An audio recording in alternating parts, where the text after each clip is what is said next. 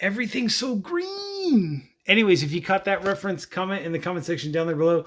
The old coot here, come back at you with another exciting video showing everybody how green and nice, and we are so close to harvesting these microgreens, right? So these are super spicy greens, microgreen mix from Rainbow Heirloom. I specifically wrote on the bag, no jar, tell only, meaning that you could do these in a sprouting tray, right? With coconut coir and earth and like growing them the traditional way, right? Putting them in the shade, keeping them indoors, then transferring them outdoors to basically turn into like this. I'm just doing this whole process on my kitchen countertop, indirect sunlight, and I'm doing it on both a paper towel and also an egg crate to show you all that it can be done, right? It can be done without having to use a mason jar. And specifically in this case, the reason why I did no jar, towel only, is because the arugula, the cress, and the mustard greens are what's called mucilaginous, meaning that once you get them rehydrated or wet, they develop this like slimy membranous sac of an outer coating, which you cannot do in jars. Like it just stays like slimy in the jar. But if you do it on a paper towel, guess what? It works.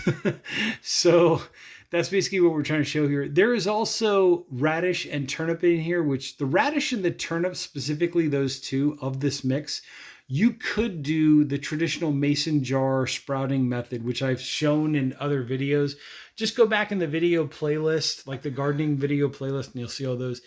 But anyways, good job. Day 7, right? I've been watering these twice a day, and look at how beautiful those microgreens are sprouting. This is the paper towel. So what I've been doing is filtered water, right? I'll probably add some more to this and then spray this on there.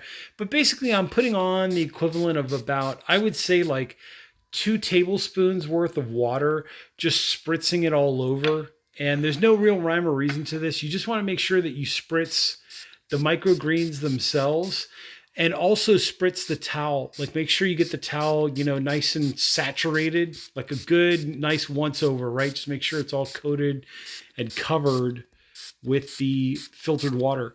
Why do I use filtered water? Because tap water, depending on where you live, could have chlorine in it, and that chlorine could end up killing off the microgreens. There's a good chance. I'm not saying it will or it won't, or that you can only use, oh my God, you can only use filtered water.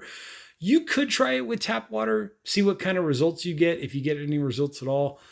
And if you do get results, great. Comment down below. Let me know. Say, hey, I used tap water, did the same exact method, same process, and it worked just fine. Or wherever you are, whatever the case may be.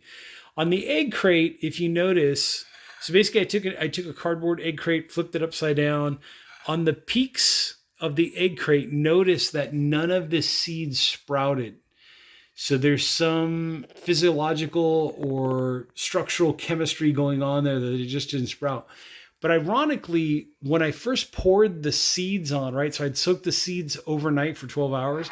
When I poured the seeds on the egg crate, a lot of them ended up going into those valleys. And ironically, that's where the sprouting happened, was inside of the valley where a lot of that slimy texture had developed.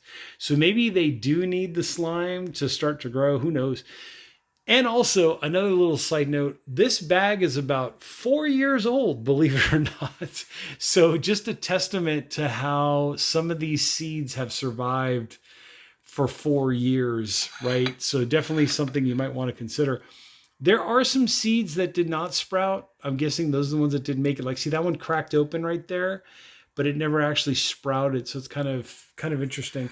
But whatever is sprouting right now, I take it this is like one thing that just happened to sprout. If we look on the picture, see that? You've got different textures, different colors of the roots. See how you have like white, and then some of them are pinkish, some of them are reddish.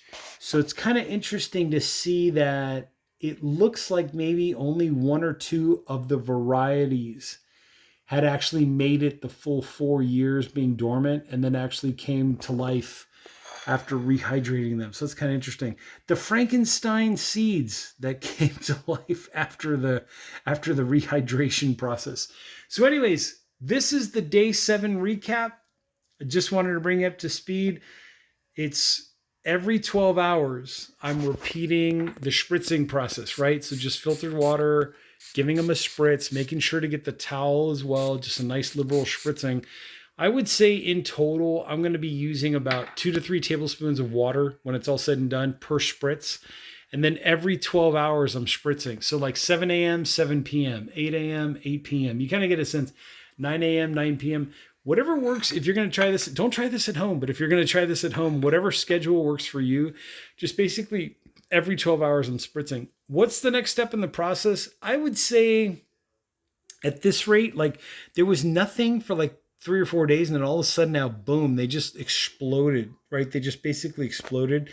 I would say probably in, let's say maybe another 4 or 5 days, they should reach, like right now, they're about 3/4 of an inch, right? They were half an inch, I think it was yesterday, today. So it's amazing that they've grown like almost 1/4 of an inch in one day.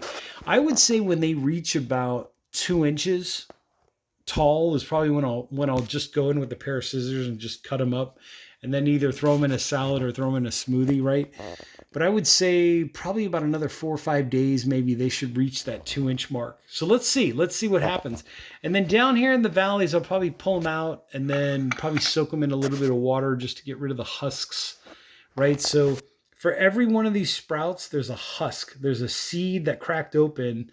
And basically, it's the microgreen, the sprout that came out of the original native shell or the seed. So what I probably will do is just soak them in, the ones that I can't cut directly, like the ones in there, I'll probably just pull out the whole clump, soak it in water, get rid of the husks, and then consume the actual seeds. You could throw it all, like if you happen to pluck this out and the shell part is connected to the sprout and it comes out as one piece and there's no napkin, right, or egg crate stuck to it, I guess you could throw the whole thing into a blender, just have a little more fiber for your intestines to digest and process, and like good, even better or good for your gut biome, for the good gut bacteria that you have in your intestines. So you kind of get a sense of what I'm trying to say there. So anyways, with that being said, I'm the old coot. Love the progress here. Just absolutely love the progress. Like even the ones in the valley, like look at that. Even those are grown too. So definitely love the process. Definitely love what's going on there. There's that right there. So some are sprouting more than others, and just all around cool stuff. Cool stuff. Anyways, with that being said, Rainbow Heirloom, the seeds, remember these are 4 years old and they managed to survive this long. I will put links down below in the description, also in the comment section. Obviously, if you buy a fresh bag and you do it right away, within whatever the expiration date is. I forgot if there is an actual expiration date on here. There might be, but I don't even remember. Oh, there you go. Packed on January 2021. There's no expiration date, but I know that after 4 years, they're still sprouting. Anyways, with that being said, I'm the old coot, and I'll catch you all on another exciting sprouting adventure soon.